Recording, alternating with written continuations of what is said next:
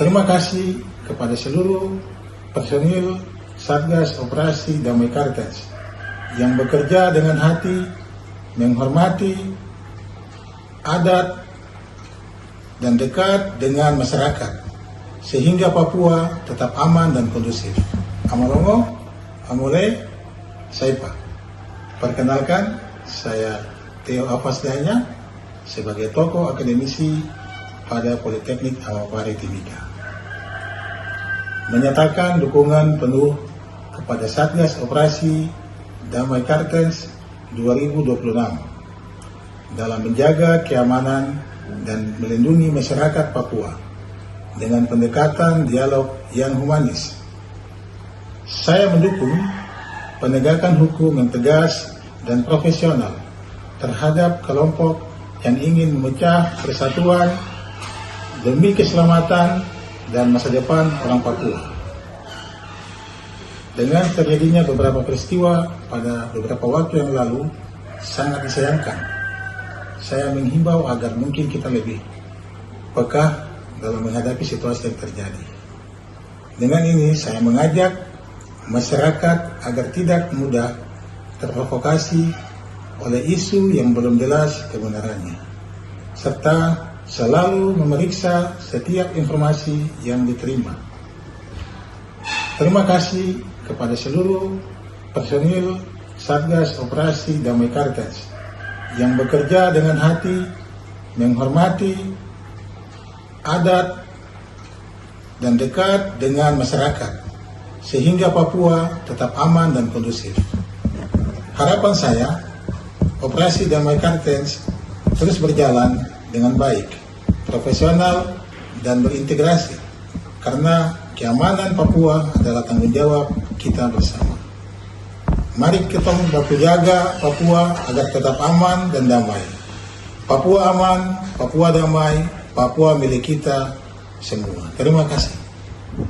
Satgas Operasi Damai Kartens mencatat lonjakan gangguan keamanan di Kabupaten Yahukimo. Dari 3 kasus pada awal 2025, menjadi 23 kasus pada Januari hingga pertengahan Februari tahun 2026, Kepala Operasi Faisal Ramadhani menyebut, eskalasi meningkat sejak kaburnya Kopi Tua Haluka dari Lapas Wamena. Personel diperkuat hingga 250 orang, dan 12 tersangka telah diamankan, termasuk 2 DPO utama, guna menekan aksi kekerasan dan menjaga stabilitas wilayah. Sabar. Oke. Terkait itu Pak, update penanganan keamanan di Yahukimo sampai saat ini seperti apa Pak? Terutama pasca adanya surat edaran penutupan sejumlah vaskes oleh pemerintah.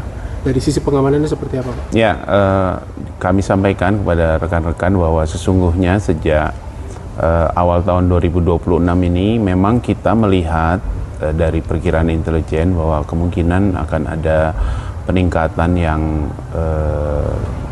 berbeda dengan tahun 2025, dan peningkatan itu memang secara statistik terlihat jelas. Kalau tahun 2025 dari Januari sampai Februari itu hanya ada 3 kejadian di Yahukimo. Sementara di 2026 ini sampai kemarin itu ada 23 kejadian. Jadi memang ada ada situasi yang signifikan, dan itu memang kita sudah prediksi hal ini terjadi sejak 25 Februari 2025. Sejak kaburnya Kopi Tua Haluka dari Lapas Wamena, itu memang peningkatan eskalasi gangguan keamanan di Yahukimo itu signifikan. Tapi kita coba sudah lakukan langkah-langkah. Jadi di awal tahun 2026 kita tambahkan personil dari sekitar 80-an personil, kita tambahkan menjadi sekitar 150-an personil di awal tahun. Kemudian awal Februari kemarin kita tambahkan lagi sekitar 50-an orang. Jadi sekarang untuk Damai Kartens kurang lebih ada sekitar 250-an orang. Di Yahukimo? Ya, di Yahukimo. Dan dari November sampai kemarin itu kita sudah tangkap 12 orang tersangka, dan hari ini kita tangkap salah satu TO yang utama dari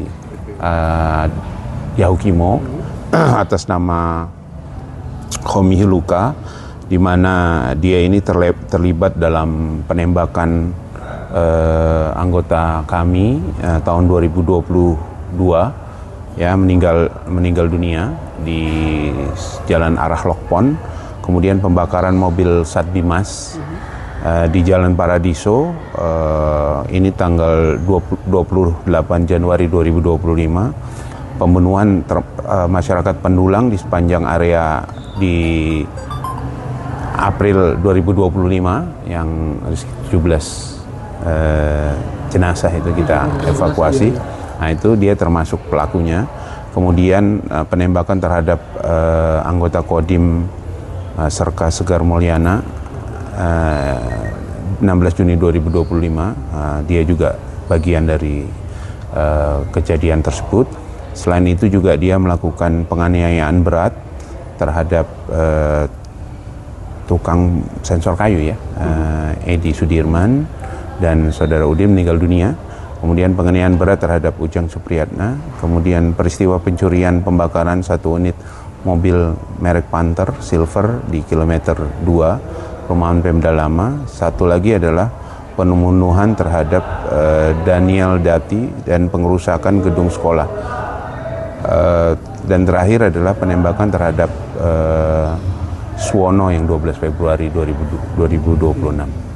Jadi ada 10 kejadian yang kita data sampai sore ini, ya, yang kita data, ya, dari tahun 2022. Dan kita masih dalam pengembangan, baik itu pengembangan terhadap kejadian-kejadiannya maupun pengembangan terhadap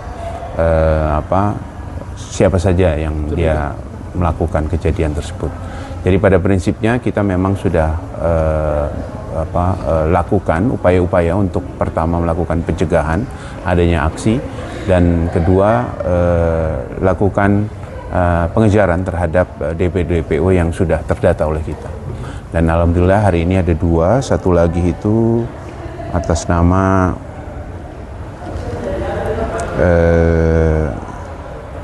Simak Kipka. Nah, Simak Kipka ini dia melakukan pembakaran terhadap mobil Triton Kepala Desa Yalmabil 18 Februari kemarin. Ini ditangkap di mana, Pak?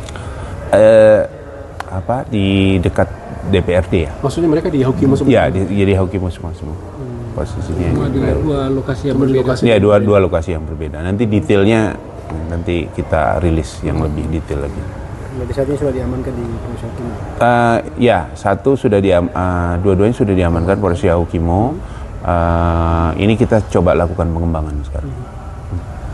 Pak, itu tadi Pak terkait masalah Vaskes yang ditutup, bagaimana nanti sinerginya untuk memberikan jaminan keamanan terhadap nakes-nakes, karena kan alasannya kan itu tadi ada teror dan lain sebagainya, Pak. Ya, tadi secara umum kami sampaikan, kami pada prinsipnya sudah melakukan kegiatan-kegiatan yang juga secara signifikan. Bukan berarti kami diam, kami lakukan upaya-upaya penahanan pasukan, kemudian pengamanan terhadap. Jadi dari 1 bulan yang lalu kita pernyataan-pernyataan mereka itu betul-betul kita catat, melakukan penyerangan ke pelayanan kesehatan, pelayanan pendidikan, dan juga fasilitas umum lainnya.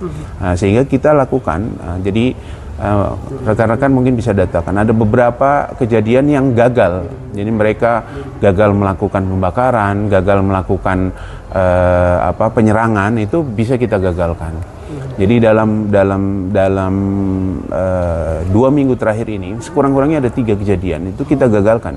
Pembakaran dan juga penyerangan terhadap masyarakat. Dan ini menunjukkan bahwa kita memang serius untuk mengamankan Kota Yahukimo, bukan hanya tenaga kesehatan sebetulnya, tapi untuk keseluruhan fasilitas pendidikan, pelayanan kesehatan, dan juga fasilitas umum lainnya, termasuk juga kegiatan-kegiatan masyarakat.